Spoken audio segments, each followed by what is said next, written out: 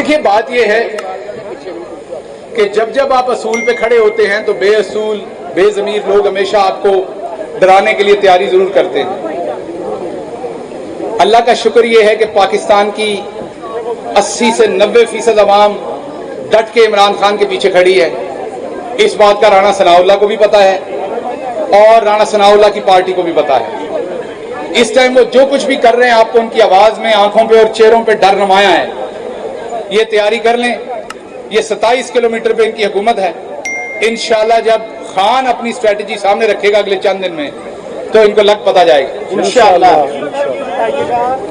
जब इमरान खान को गिरफ्तार करने का फैसला हुआ था तो पूरी दुनिया में जो है वो खबरें छपी थी कि पाकिस्तान की बड़ी बेइज्जती हुई। जो वज़ीर दाखिला है आपके, उनके बारे गिरफ्तारी जारी करते हैं, तो इससे पाकिस्तान की बेइज्जती नहीं होगी? देखिए, बात यह है कि अगर तो उन्होंने, मैंने पहले कह दिया, शुरू में कहा, अगर कोई सियासी मुकदमा उन पर गलत बना होगा तो मैं आपके साथ खड़ा होऊंगा, लेकिन उनके ऊपर जो दफात है, जो मुकदमा है, वो जमीन की हेरा फेरी का है। उसके अंदर कोई आपकी तरह का गरीब आदमी जो है वो विक्टिम है, तो क्या उसको इंसाफ ना दे? क्या उसकी बात ना सुनी जाए?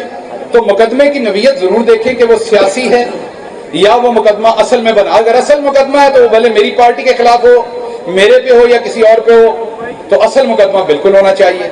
सियासी जब इंतकाम होता है तो वो दुरुस्त नहीं है। ठीक है जी, बहुत शुक्रिया। शुक्रिया अदा कर दो।